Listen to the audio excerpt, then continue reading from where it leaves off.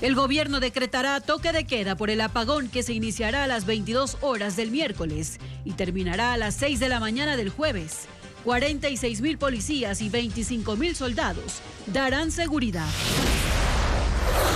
La sequía que afecta al agro provoca un aumento de hasta el 50% en el precio de productos como la papa, la zanahoria, el tomate y el choclo. Las 3 hidroeléctricas de Azuay están en riesgo, pues sus niveles de agua están de 3 a 10 metros del mínimo requerido para una operación segura. El presidente Noboa remitió a la Corte Constitucional un proyecto de reforma para permitir la instalación de bases militares extranjeras. Televistazo estrena el especial Durán, el espejo del país. Una radiografía al cantón más peligroso de Ecuador, en el cual el 67% de su población vive en la pobreza.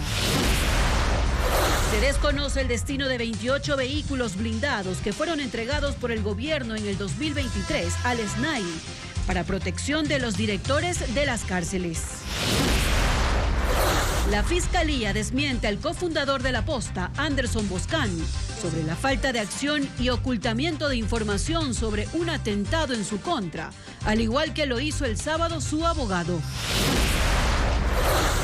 Edificios, casas, plazas comerciales y terrenos de zonas exclusivas de Florida están en la lista que el gobierno de Estados Unidos podría decomisar a los hijos de Carlos Pollitt.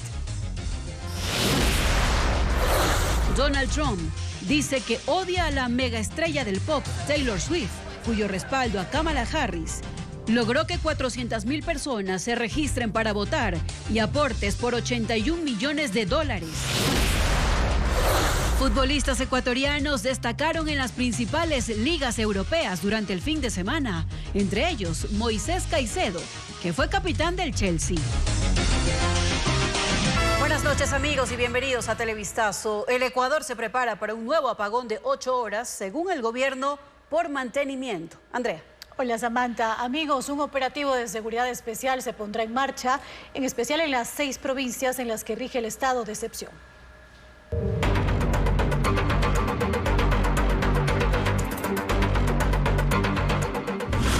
Apagones, atrapados sin salida. El gobierno declarará toque de queda durante el apagón nacional de 8 horas previsto para este miércoles y jueves. La policía y las Fuerzas Armadas realizarán operaciones coordinadas de seguridad a escala nacional, con prioridad en las provincias con estado de excepción. Paul Romero con el informe.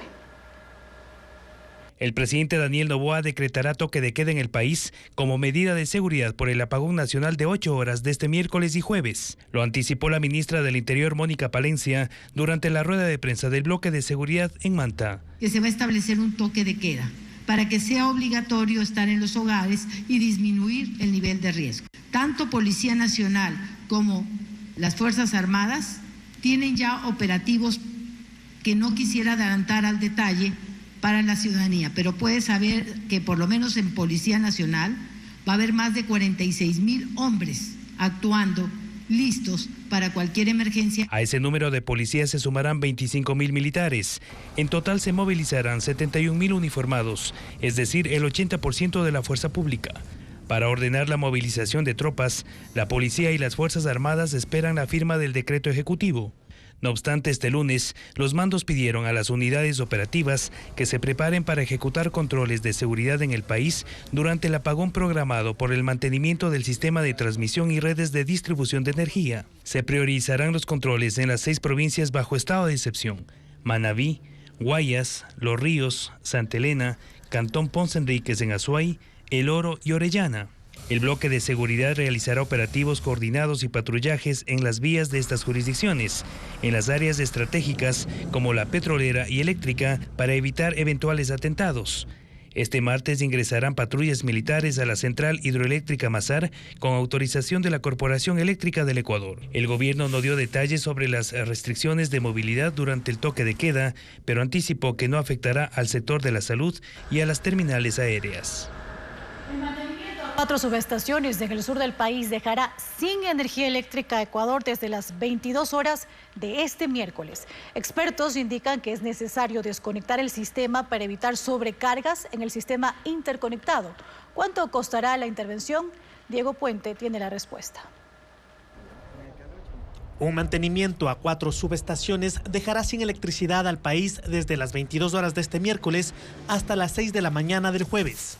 El gobierno no ha detallado los problemas urgentes en esas plantas.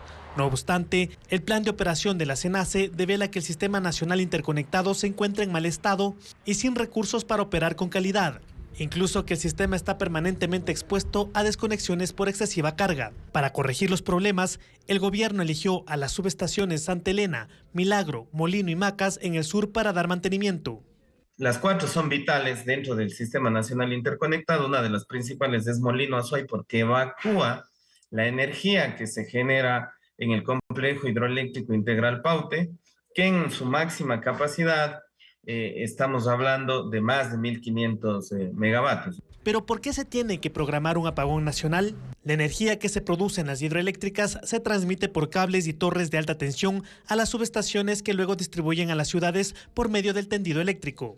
Al tener fuera de funcionamiento las subestaciones del sur, que transmiten el 40% de la energía nacional, no hay cómo reemplazarlas. Y si se usan las otras instalaciones, se puede provocar, según técnicos entrevistados, sobrecargas y daños en otros sitios.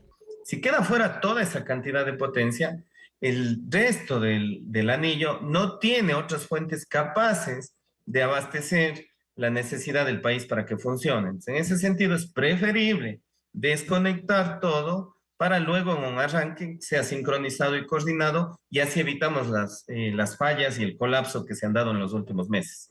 El gobierno insiste en la necesidad de hacer este mantenimiento que costará 1,19 millones de dólares, pero sin dar detalles de qué harán los técnicos durante 8 horas que durará el apagón, en un sistema abandonado por décadas. Durante el corte de energía, las empresas eléctricas recibieron la orden de hacer mantenimiento a subestaciones pequeñas, alimentadores, equipos y accesorios de líneas de subtransmisión. La sequía y los incendios inciden en el incremento de los precios de los productos, sobre todo de la sierra. En los mercados hay un reporte de un aumento de más del 50%. Carla Delgado realizó un recorrido. La sequía que afecta al país y que ha tenido mayor incidencia en la sierra ha elevado significativamente los precios de productos básicos provenientes del campo. El fenómeno, exacerbado por el cambio climático, preocupa al sector agrícola y a la economía de las familias. Los precios de papas, maíz, tomates han aumentado considerablemente durante las 2 últimas semanas. La papa, un alimento fundamental en los hogares, subió debido a la baja producción por la falta de agua. En los mercados de la capital, un quintal costaba entre 28 y 30 dólares. Hoy, 38. En Riobamba, en el mercado mayorista, llega a 45 dólares. Allí ingresaban 2.000 quintales diarios al mercado. Ahora llegan 200 según los vendedores. En Cuenca el quintal pasó de 15 a 30 dólares. También el choclo está caro. El choclo estaba antes a 10 dólares, ahorita es el choclo a 23 dólares el costal. Y mire, de tanto sol está hasta seco los choclos. En mercados de 4 provincias, Pichincha, Guayas, Azuay y Chimborazo, el incremento es similar en verduras y hortalizas. La yuca costaba 20 dólares el costal, ahora 32. El cajón de tomate de riñón estaba en 12 dólares, hoy en 20. La zanahoria pasó de 5 dólares el costal a 10. Frutas como la frutilla también están más caras. Un cajón costaba 25 dólares, hoy 38. La mandarina pasó de 9 a 18 dólares. Y hay frutas que empezaron a escasear como el mortiño, cuyas plantaciones se quemaron en Cotopaxi y lo poco que queda en los mercados se ofrece al doble. Y más efectos por la sequía que también comienza a afectar a ganaderos y piscicultores. En Carchi el 90% de los pastos en Tufiño y Urbina se han secado, dejando al ganado sin alimento, mientras que en Napo se han perdido 24 toneladas de tilapia. Paola Andrade informa.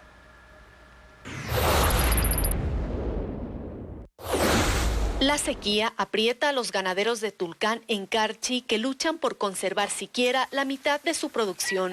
En la parroquia Tufiño, el pasto se ha convertido en hierba seca y amarillenta. De las 5.000 hectáreas se ha perdido el 90%, dejando a unas 700 vacas sin alimento. Cada una solía producir hasta 20 litros diarios, pero hoy apenas se logra ordeñar 10.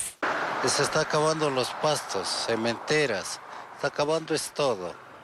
Aquí como pues nos ha dado duro la helada. En la parroquia Urbina el golpe es similar. Los 22 ganaderos de la Asociación Agropecuaria Talla señalan una reducción del 40% en la producción de leche, pasando de 1.000 litros a 600 diarios. Las vertientes cercanas a 3 comunidades están al borde de convertirse en senderos secos, ya que no queda agua para el ganado. Rolando Arévalo comienza el ordeño a las 5 de la madrugada. No solo le preocupa la caída en su producción, sino también los crecientes gastos en balanceados y medicinas. El brusco cambio de temperatura ha causado neumonía en su ganado, lo que le representa un gasto mensual de hasta $400 por cada animal. Para recuperar el pasto dañado, la Asociación Agropecuaria estima que deberán invertir $600 por hectárea. Arrosemena Tola, en Napo, lleva 30 días sin lluvias y las temperaturas que han alcanzado hasta 32 grados han reducido los caudales de los ríos Poroto y Chucapi, que abastecían 124 piscinas donde se producen hasta 24 toneladas de tilapia al mes. En la vía Flor del Bosque, al norte, los canales de conducción de agua y el sistema de bombeo que abastecían a 11 piscinas están vacíos debido al estiaje del río Poroto. Algunos piscicultores ahora buscan rentar piscinas en Pastaza para iniciar otra producción con la cría de alevines. La Fiscalía pidió que se llame a juicio a 5 exfuncionarios del Consejo de la Judicatura como cómplices de Wilman Terán y Maribel Barreno en la ilegal destitución del juez nacional Walter Macías. En inicio, los asesores fueron sobreseídos por el juez del caso Independencia Judicial. Jacqueline Rodas sigue la audiencia. El expresidente del Consejo de la Judicatura, Wilman Terán, y la ex vocal Maribel Barreno tienen llamado a juicio por obstrucción de la justicia en el caso Independencia Judicial, pero la Fiscalía considera que también deben ser juzgados 5 funcionarios de confianza de Terán y Barreno que actuaron en la destitución ilegal del juez nacional Walter Macías. Esta mañana en audiencia, el fiscal Wilson Toainga, la Procuraduría y el ex juez Macías como acusador particular pidieron al tribunal que revoque el sobreseimiento que inicialmente libró de culpa a los 5 implicados y detallaron la participación de cada uno como cómplices. Milton Herrera, asesor de Terán, fue acusado de presionar al personal de la Judicatura y disponer la elaboración de los informes ilegales para sancionar al juez. Este es el segundo proceso penal de Herrera, quien está preso por las irregularidades en el concurso de jueces de la Corte Nacional en el caso Pantalla. Liberton Cueva, subdirector de control disciplinario, es señalado por el fiscal de cambiar un informe. La secretaria del Pleno, que pese a informar que no había mayoría, proclamó el resultado destituyendo al juez Macías con 2 de 5 votos, y 2 asesoras de la ex vocal Barreno que participaron en acciones para sancionar al juez.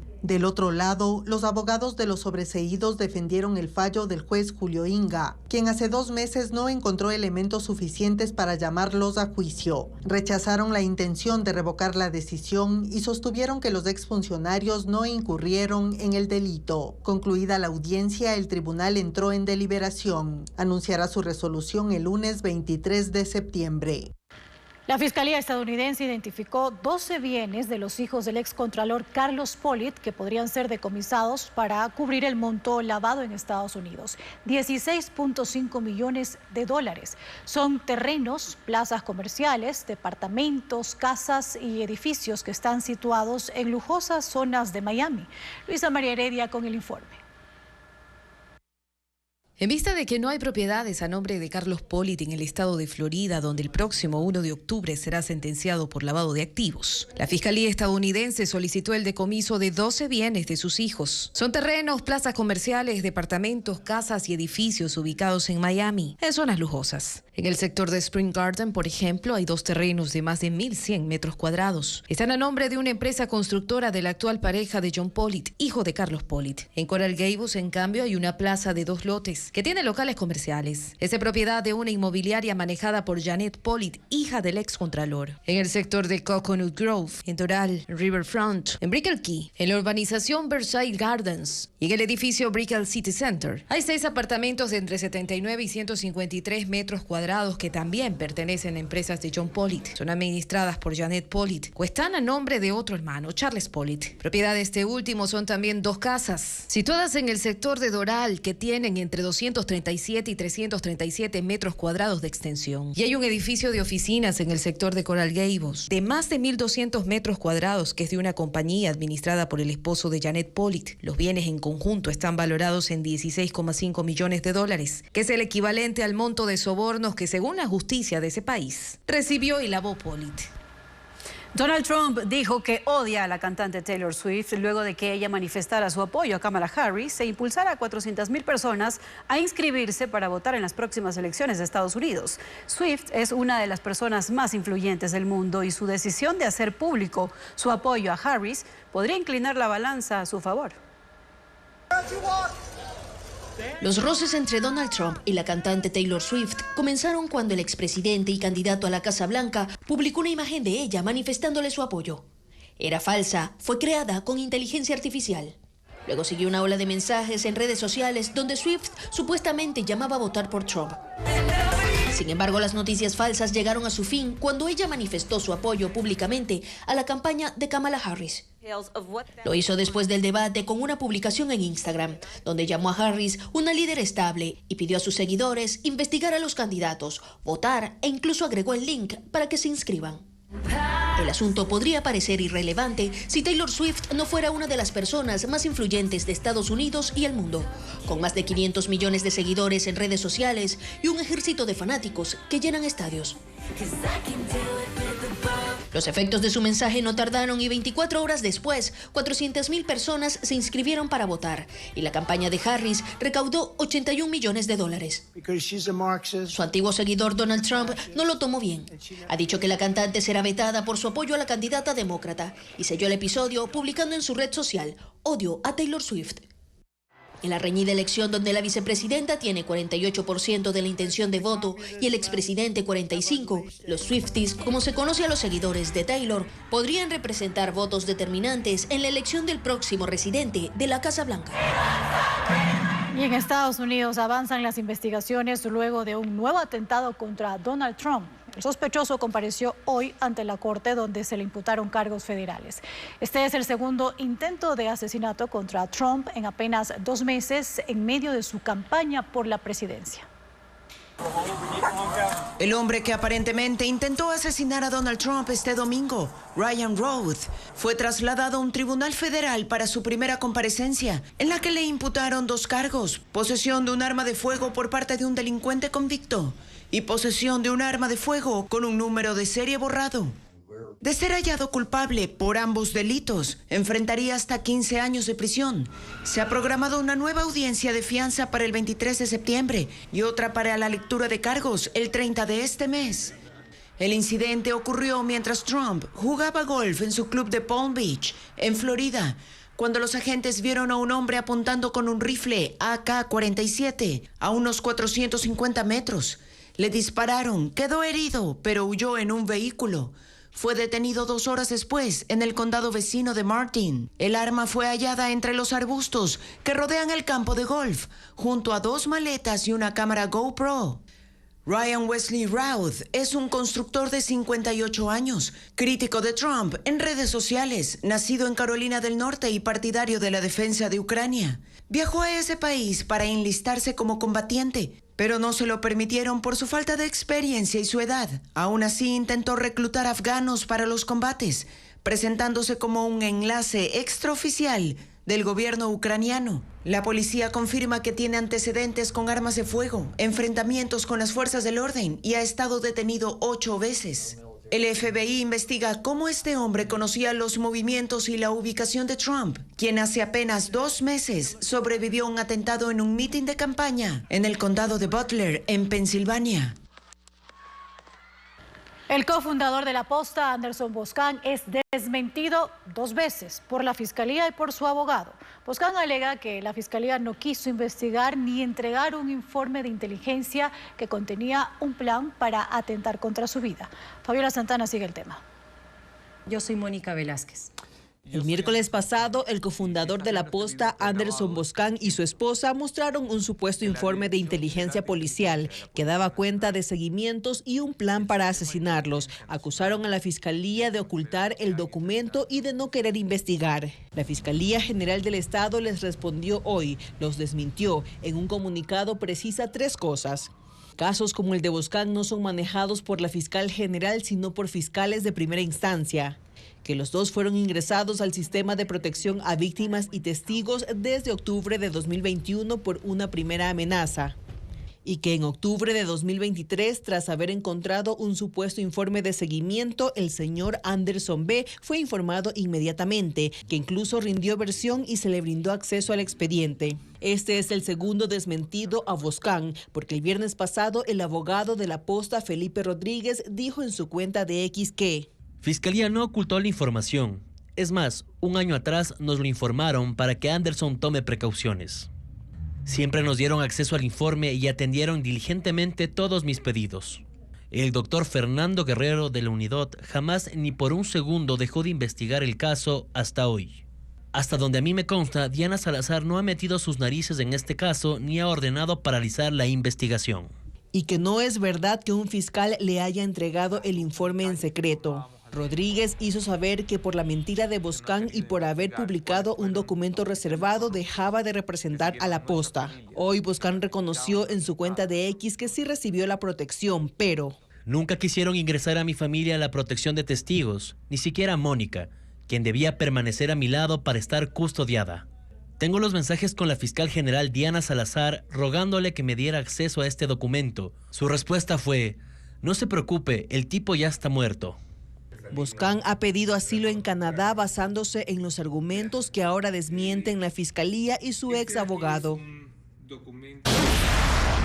Y en Quito, 20 universidades de Estados Unidos expondrán su oferta académica para alumnos interesados en seguir sus estudios en Norteamérica. Mientras el miércoles arranca la fase de postulación para el ingreso a institutos técnicos y conservatorios. Informa Luis Alfredo Zúñiga.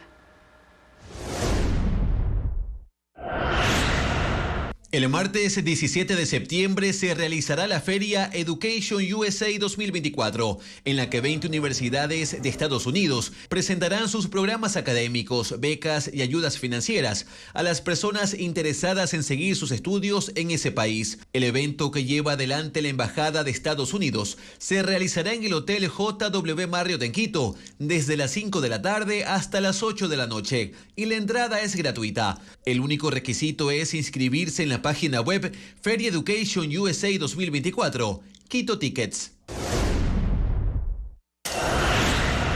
Del 23 al 29 de septiembre se llevará a cabo la Feria Virtual de Empleo Expo Multitrabajos, en la que 50 empresas nacionales y extranjeras ofrecerán más de 4.000 vacantes. Las compañías que participan pertenecen a sectores bancarios, farmacéuticos, hogar, entre otros. Para unirse a esta feria, se debe ingresar a la página web multitrabajos.com. ¿Cuáles son las alertas climáticas para este martes? Se pronostica en la región costa una temperatura mínima de 27 grados centígrados y se espera una máxima de 33 grados y un índice de radiación entre 6 y 8, que es considerado alto. Para mañana en la sierra, el INAMI prevé una temperatura mínima de 16 grados centígrados, una máxima de 23 grados. Y se pronostica también una radiación UV entre 6 y 8. Manténgase informado sobre las variaciones climáticas mediante canales oficiales.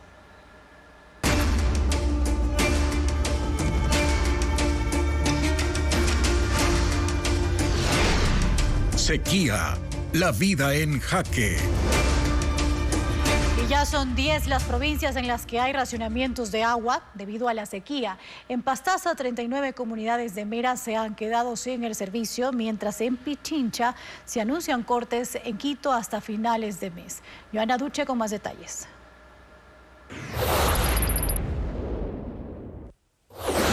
Los racionamientos de agua por la sequía continúan expandiéndose. En la provincia de Pastaza, la planta de tratamiento Pindo Mirador del Cantón Mera ha reducido su nivel en un 90% debido a la escasez de lluvias. El agua en la captación debería superar la represa de Hormigón, pero ahora solo se observan piedras y cemento. Esta planta suministra agua a 3.000 personas de 39 comunidades de la parroquia Madre Tierra, quienes aprovecharon la ligera llovizna de hoy para recoger agua en tanques. Es al río Pastaza que nos vamos a traer agua, cargando en el hombro con tachos, en baldes, para la comida, para los baños.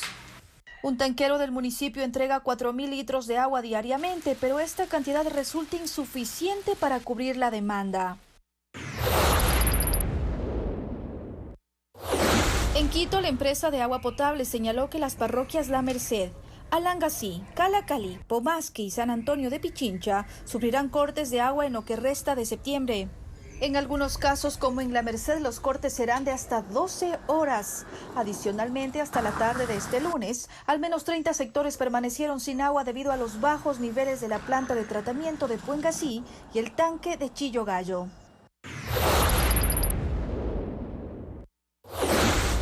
En el norte de Ambato, los racionamientos implementados desde el año pasado se han intensificado debido a la sequía.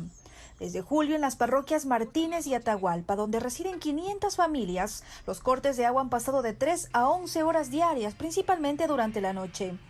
Ante esta situación, los habitantes han comenzado a adquirir tanques para cubrir sus necesidades básicas. El municipio distribuye agua mediante tanqueros en ambas parroquias entre las 8 y las 12 del día. Ya son 10 las provincias donde hay localidades que han empezado racionamientos de agua potable por la sequía. Y en su séptimo día, el incendio forestal en el cerro de Yuncusic de Cotopaxi se salió de control. Los vientos propagan las llamas hasta lugares de difícil acceso. Patricio Viera con la noticia. Las llamas persisten en 5 puntos del cerro Yuncusic, al sur de Sicchos, en Cotopaxi. El cambio en la dirección del viento, que supera los 80 kilómetros por hora, ha provocado la rápida expansión del fuego hacia montañas con pendientes de hasta 50 grados, donde no existen senderos de acceso. Esto hace imposible que los 75 bomberos de Sicchos, Latacunga, La Maná, Santo Domingo de los Áchilas, Montalvo y Quevedo logren controlar las llamas. El humo y la ceniza dominan el ambiente, lo que ha comenzado a afectar la salud de los brigadistas. 5 de ellos han tenido que retirarse debido a problemas respiratorios. 50 integrantes de las Fuerzas Armadas y 60 comuneros se han unido para tratar de contener la emergencia. Hoy se cumplen 7 días desde que comenzó el incendio forestal en el cerro Yuncusic. Hasta el momento, 1.400 hectáreas de vegetación han sido reducidas a cenizas. Lluvias torrenciales en Europa provocan inundaciones. La tormenta Boris afecta principalmente a 5 países y deja 11 fallecidos. Ileana Suárez con las imágenes. Barrios inundados, deslizamientos de tierra y decenas de rescatados son los estragos de la tormenta tropical Boris en 5 países de Europa. Las precipitaciones comenzaron el jueves y provocaron caos en República Checa, Eslovaquia, Polonia, Austria y Rumania. La tormenta deja 11 fallecidos. La región más afectada es Galatia, en Rumania, donde 5.000 casas a orillas del río Danubio se inundaron.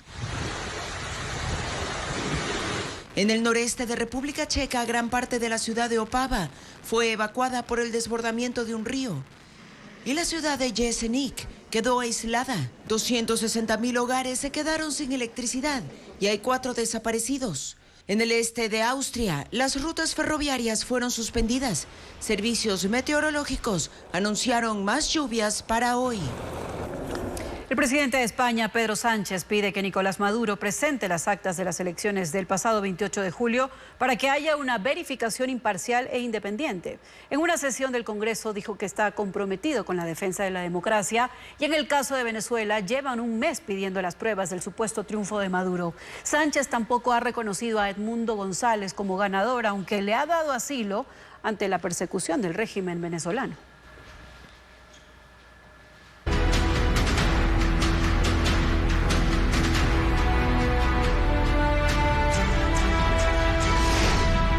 cárceles, directores en riesgo. En 2023, el Centro de Inteligencia Estratégica adquirió vehículos blindados para el bloque de seguridad y el servicio penitenciario. Sin embargo, la exdirectora de la Penitenciaría del Litoral, asesinada la semana pasada, no se movilizaba en uno de esos vehículos. Paul Romero con el informe. El asesinato de la directora encargada de la Penitenciaría del Litoral, María Daniela Icaza, el pasado jueves, ratificó la falta de protección para los funcionarios de los centros carcelarios. Ella fue asesinada cuando viajaba en un pequeño vehículo particular que no contaba con sistema alguno de protección. ¿Qué pasó con los 94 vehículos 4x4 que en marzo de 2023 el gobierno de Guillermo Lasso presentó a la prensa para personas y funcionarios con alto riesgo? Fueron distribuidos 57 para las unidades operativas de la Policía Nacional, 28 para el Servicio de Atención a Privados de Libertad SNAI, 9 para las unidades de frontera de las Fuerzas Armadas. Los 28 vehículos del SNAI, según los funcionarios del gobierno anterior, debían ser entregados a los directores de los centros penitenciarios por seguridad. Fuentes oficiales consultadas por Televistazo señalaron que no todos los 28 fueron entregados al SNAI, pero tampoco precisaron cuántos. Este lunes, la ministra del Interior, Mónica Palencia, tampoco aclaró el destino de esos 28 vehículos para los directores de las cárceles. Se ha venido trabajando en la mano del SNAI, la Policía Nacional se ha venido brindando seguridades a todos aquellos funcionarios que se la han solicitado y en la medida de las posibilidades que tenemos de vehículos. Nos desborda nuestra capacidad actual el tema de poder brindar protección a todo aquel que la solicita. Sobre la seguridad de los directores de los centros penitenciarios, la ministra dijo que se proporciona por solicitud formal y basándose en los análisis de riesgo. En ese contexto, sobre el asesinato de María Daniela Icaza, la policía señaló que no existió requerimiento de análisis de riesgo personal para que asignáramos servidores policiales, ni una notificación inmediata de María Icaza respecto de amenazas o necesidad de protección. Según la policía, esa es una condición rigurosa para otorgar seguridad y protección a toda persona que lo requiera. Mientras tanto, la familia de la directora encargada de la Penitenciaría del Litoral, asesinada la semana pasada, denuncia que no recibió ningún resguardo pese a notificar a sus superiores de que recibía amenazas desde hace 2 meses. La policía, por su parte, asegura que nunca se solicitó hacer un análisis de riesgo para poder asignar resguardo, como informa Luis Alfredo Zúñiga. A 4 días del asesinato de María Daniela Icaza, directora encargada de la Penitenciaría del Litoral, su familia cuestiona la falta de protección que tenía, pese al cargo que ocupaba. En entrevista con CNN, su hermano reiteró que la persona que la acompañaba el día del asesinato era un amigo a quien le pagaba para hacer de expreso, y agregó que ella tenía claro que su vida estaba en riesgo. Hace poco menos de 2 meses, a ella, a través de imágenes, de mensajes de texto, se le decía dónde vivía, quién era su esposo, cuál era el color de su carro, a qué hora salía, a qué hora se iba, sus hijos. Si no haces lo que queremos, vas a pagar las consecuencias. Aseguró además que ella reportó a tiempo sus preocupaciones. Ella lo comunicó a sus superiores y solicitó que se le dé el resguardo correspondiente. De hecho, yo muchas veces le dije, Dani, ¿por qué no estás en un carro blindado? Ella me decía, esto es lo que tengo, su carro, su propio carro. Al respecto, Televistazo consultó a la ministra del Interior, Mónica Palencia. Lamentó la pérdida, pero sobre la protección dio un concepto general. Esa es una situación de riesgo que se vive cuando se es custodio de la seguridad. En cuanto al tema de las seguridades, se ha trabajado y se ha venido trabajando en las manos del SNAI, la Policía Nacional, se ha venido brindando seguridades a todos aquellos funcionarios que se la han solicitado y en la medida de las posibilidades que tenemos de vehículos. Televistazo consultó al SNAI por qué no hubo contacto con la policía sobre el riesgo que corría la directora encargada, pero hasta ahora no hay una respuesta.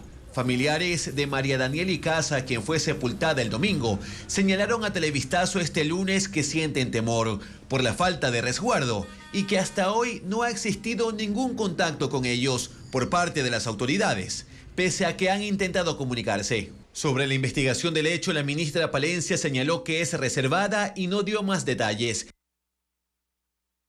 Festival de títeres para niños, conciertos y presentaciones de danza son algunos de los eventos que se podrán disfrutar esta semana. María Belén Goncalves con los detalles de la agenda cultural.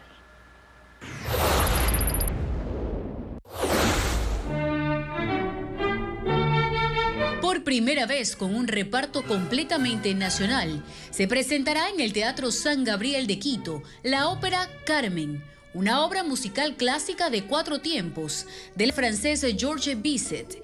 Tendrá 2 funciones, el jueves 19 a las 20 horas y el domingo 22 a las 17 horas. ¡Uy! ¡Es el día! Y ya estamos listos para inspirarte con Titiricuenca. Titiricuenca busca desarrollar el sentido del arte en los niños a través de la imaginación y el juego con títeres. Desde el 20 hasta el 30 de septiembre habrá una serie de presentaciones artísticas en varios escenarios de la capital Azuaya y se dictarán talleres dirigidos a educadores y artistas. El festival contará con la participación de titiriteros nacionales, también de México, Colombia y Argentina, y es organizado por la Dirección de Cultura de Cuenca.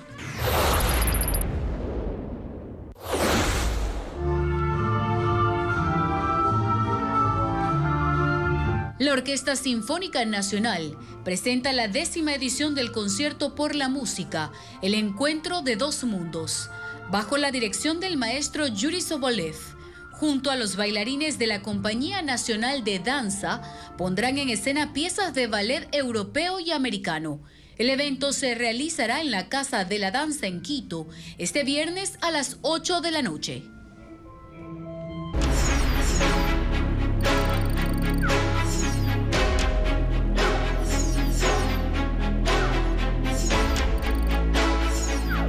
Durán, el espejo del país. Hoy Televistazo empieza la serie Durán, el espejo del país. Una radiografía a los factores que han convertido al cantón en el peligroso del país. El 67% de su población vive con las necesidades básicas insatisfechas. En su mayoría esos servicios están controlados por la mafia, según cuentan sus habitantes.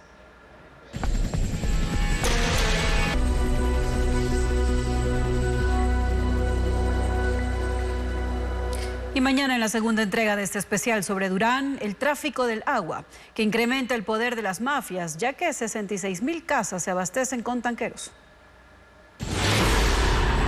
Tenemos que darle aparte para la gasolina a los gatilleros. Se descuartizan personas y las tiran al canal ahí, y los animales se lo comen. No quieren denunciar por temor a sus familiares, a que les llegue a pasar algo.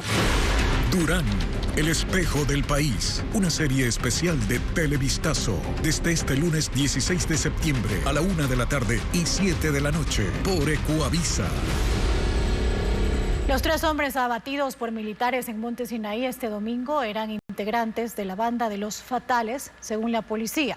Desde el interior de un auto abrieron fuego contra las Fuerzas Armadas que hacían un control de armas en la zona. El enfrentamiento dejó también un herido que está con pronóstico reservado. Luisa María Heredia con el informe.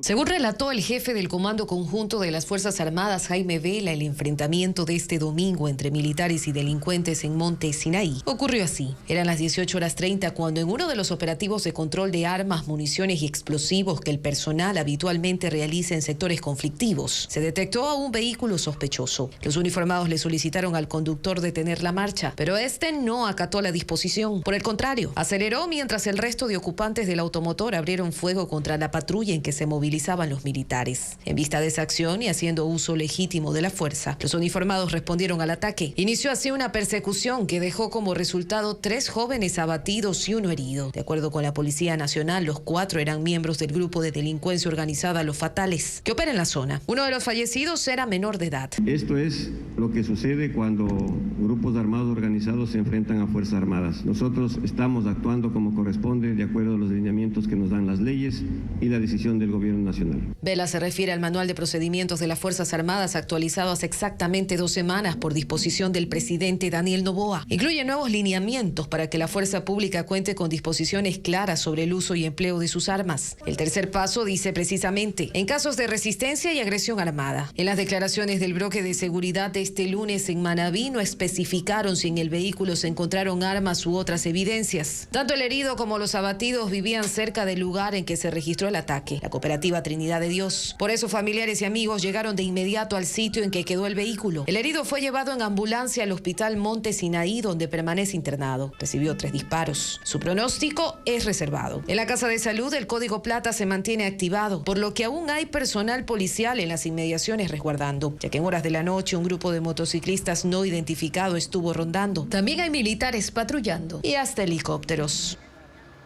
Y este lunes la Armada localizó un semisumergible con 203 bultos de droga, aproximadamente 4 toneladas de cocaína, en la zona económica exclusiva del Ecuador. La embarcación fue detectada durante una operación de vigilancia con unidades aeronavales y guardacostas de la Marina. 3 personas fueron detenidas y las evidencias entregadas a las autoridades judiciales. El fiscal general subrogante Wilson Toainga terminó esta noche su dictamen acusatorio en contra de los procesados del caso Metástasis. Presentó cientos de documentos y versiones para sustentar su pedido de llamado a juicio. Jacqueline Rodas sigue la audiencia. Terminó el dictamen acusatorio en contra de los 37 procesados del caso Metástasis. Al fiscal subrogante Wilson Toainga le tomó 4 días detallar los elementos que obtuvo en la investigación. En total, presentó 340 documentos, peritajes, chats, versiones, transcripciones de audios y oficios. Al concluir, pidió al juez Manuel Cabrera que dicte auto de llamamiento a juicio para todos, para que el caso suba a un tribunal de juzgamiento para sentencia. Toainga puntualizó que los 4 líderes de la organización criminal son acusados de delincuencia organizada según el primer inciso del delito, que contempla una pena de 7 a 10 años de prisión por trabajar directamente para el narcotraficante Leandro Norero. Son Javier Jordán, Cristian Romero, Fabián Camposano alias Yankee y Javier Novillo alias Novita. Los otros 33 son señalados como colaboradores y se exponen a una pena entre 5 y 7 años de cárcel. En ese grupo está el exasambleísta del correísmo Ronnie Aliaga y el expresidente del Consejo de la Judicatura Wilman Terán. En la siguiente jornada intervendrán los abogados de los 37 procesados. Definitivamente no todos los procesados, los 37 que faltan ser juzgados, tienen el mismo grado de participación. Algunos no tienen ninguna participación y solicitaremos técnicamente el sobreseimiento porque es lo que corresponde. Efectivamente, el grupo del señor Norero estaba intentando comprar resoluciones judiciales mediante sobornos, pero ese es un intento que nunca llegó a materializarse, porque nunca llegaron a tener un contacto real y efectivo con los jueces. La noche de este lunes la audiencia se extenderá hasta que la Procuraduría General del Estado presente su acusación.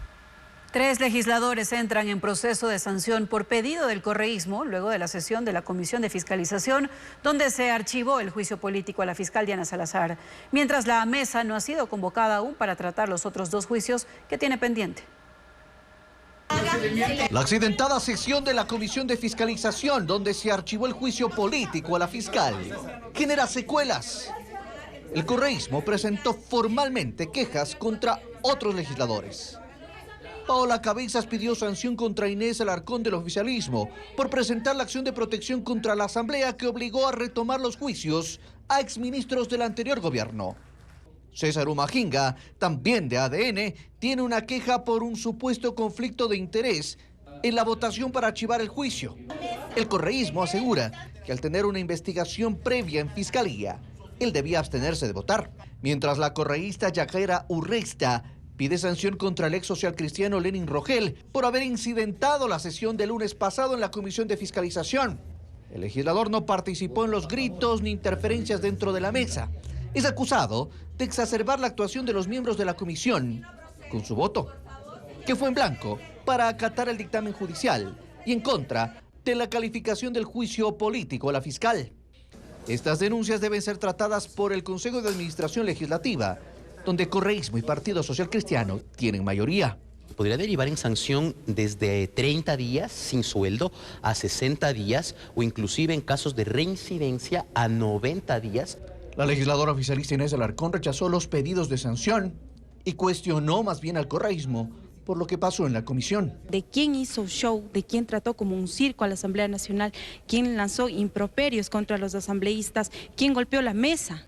Mientras tanto, la Comisión de Fiscalización aún no ha sido convocada para retomar los 2 juicios políticos pendientes a exfuncionarios de Guillermo Lasso.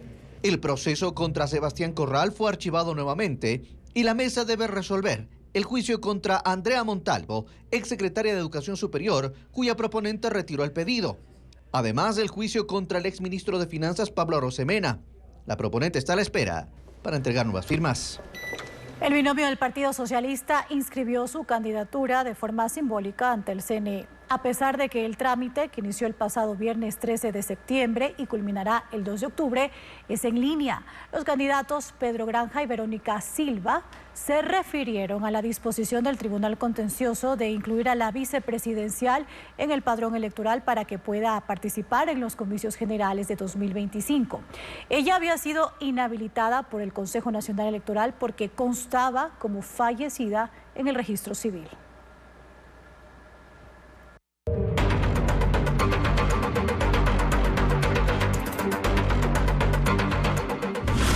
Apagones, atrapados sin salida.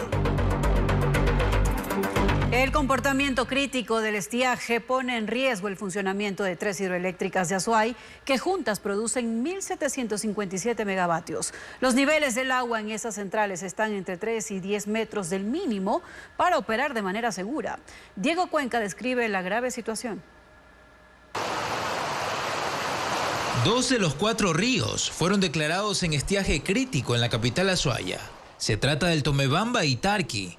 Ambos están parcialmente secos porque solo ingresan 690 litros de agua por segundo, cuando lo normal son 3.000, y eso no abastece al río Paute.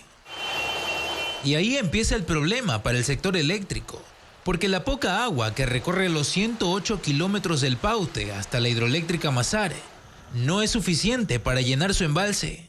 Por eso, desde el 1 de septiembre hasta este lunes, la cota cayó 15 metros, según el registro de la Corporación Eléctrica del Ecuador CELEC. El nivel de agua de esa central es de 2.123 metros sobre el nivel del mar y está a 8 metros de llegar a la capacidad mínima para funcionar. Eso es 2.115 metros. Si Masar llega a esas condiciones, ya no podrá generar energía y el país perderá 170 megavatios. Y si todo va mal en esa central, las otras 2 que están en ese sector también se perjudican. La cota de agua de la hidroeléctrica Paute Molino está en 1.985 metros sobre el nivel del mar. Le quedan 10 metros para llegar al nivel mínimo, que es de 1.975. Si deja de funcionar, el país perderá 1.100 megavatios.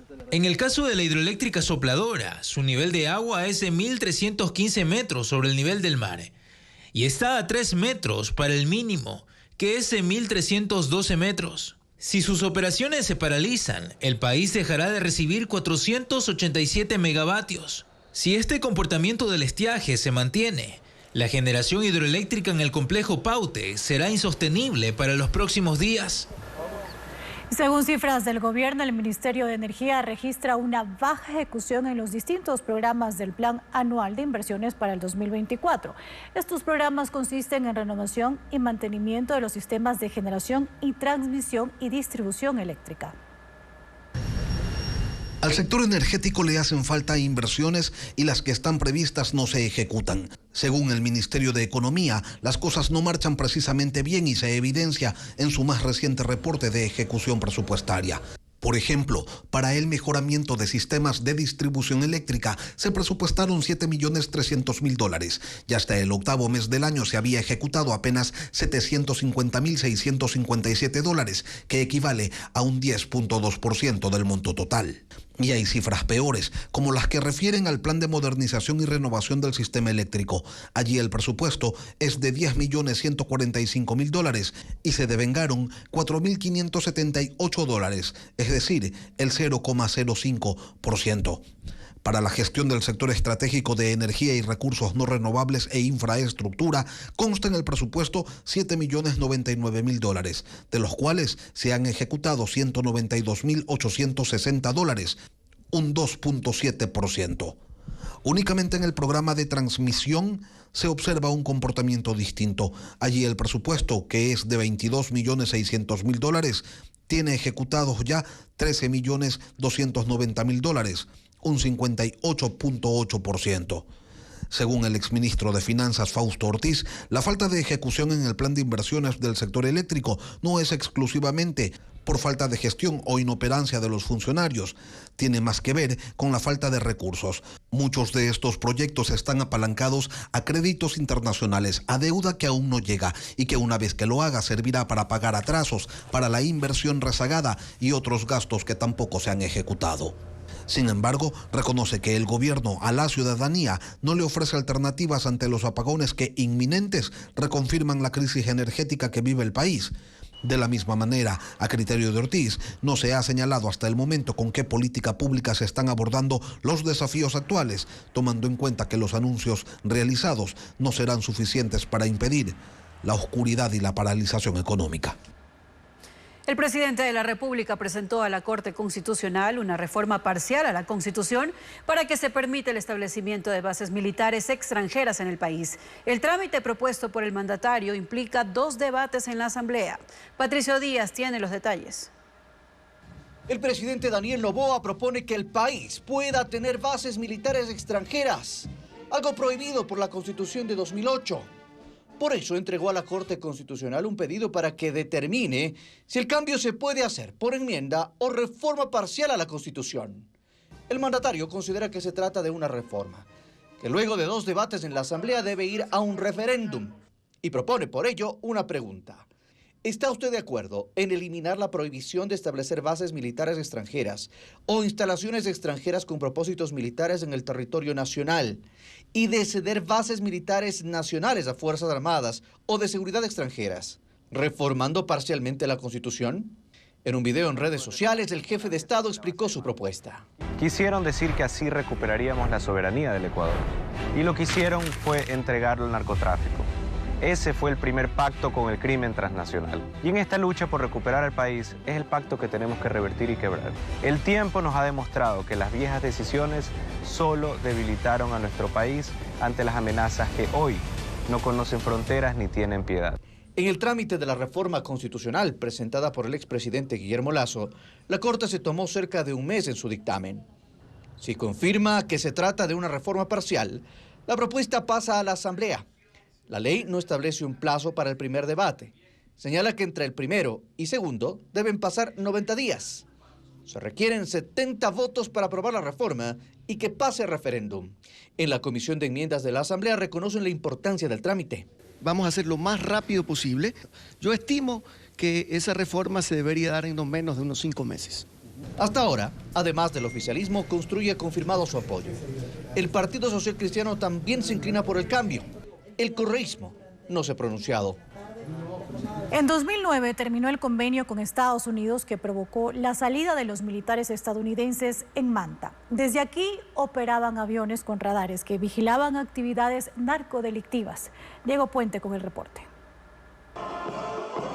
Corría septiembre del 2009 cuando la Fuerza Aérea Ecuatoriana tomó control de 18 de las 27 hectáreas de la base aérea Eloy Alfaro de Manta. Así se terminó con el convenio militar que durante una década permitió que militares estadounidenses operen desde ese lugar. Estados Unidos había escogido Manta por su ubicación estratégica en el Pacífico.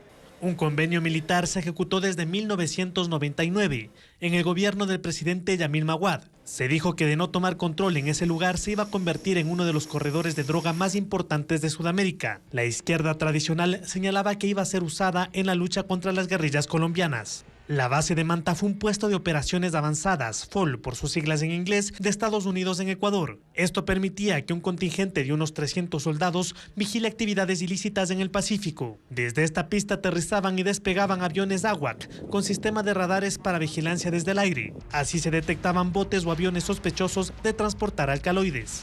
Según el acuerdo, no tenían permiso para la interdicción de estas embarcaciones, pero organizaciones de derechos humanos y la Defensoría del Pueblo indicaron que hubo hundimientos de botes ecuatorianos. Los extranjeros tenían inmunidad diplomática que impedía que sean investigados en Ecuador. En el último año de operación, el FOL informó que contribuyó con la incautación de 229 toneladas de cocaína, que habían tenido un precio estimado de 4.570 millones de dólares. Taxistas anuncian plantón y marcha pacífica para este martes en contra de los conductores que ofrecen el servicio mediante aplicación. Advierten que dejarán de cumplir con las formalidades para obtener los permisos de transporte comercial. Adriana Bermeo amplía la información. 13 organizaciones de taxistas de Pichincha, que agrupan a unos 8.000 conductores, no quieren que se regularice a los choferes particulares que brindan el servicio de transporte mediante plataformas digitales. Esa es su postura tras conocer la sentencia de la Corte Constitucional que da luz verde para que los conductores de aplicaciones como Uber, Didi e InDrive puedan operar sin ser sancionados hasta que la Asamblea Nacional legisle al respecto. Los taxistas que trabajan formalmente en la actividad del transporte aseguran que hay un exceso de oferta y que han disminuido sus ingresos hasta en un 50%. Dicen que la competencia es desleal e injusta porque ellos sí deben cumplir con requisitos como la licencia profesional, el pago de la patente y el permiso del municipio. Advierten con dejar de cumplirlos. Y deshabilitar el vehículo como taxi, deshabilitarlo en el SRI y pintarlo de cualquier color y prestar el servicio como nosotros consideremos que sea mejor. Antes de concretar esa acción, agotarán posibilidades. Este martes, a partir de las 10 horas, habrá un plantón de taxistas en el Parque El Arbolito, en el centro norte de Quito. Desde aquí se movilizarán hasta la Asamblea Nacional. Luego entregarán una carta en la Presidencia de la República en la que pedirán que se haga un estudio de factibilidad sobre cuántos son los taxis que se necesitan en el país. Actualmente circulan alrededor de 80.000 taxistas formales y 53.000 conductores que ofrecen el servicio por aplicación. Gracias por su fiel sintonía, amigos. Mañana en Contacto Directo estará el ministro de Agricultura, Danilo Palacios, para analizar las consecuencias de la sequía en la agricultura y en la ganadería del país. También el expresidente de Colombia, Andrés Pastrana, para argumentar el pedido de 31 exmandatarios iberoamericanos que solicitan a la Corte Penal Internacional detener a Nicolás Maduro. Siga las noticias a toda hora en ecoavisa.com. Información verificada con el sello de Televistazo. Buenas noches.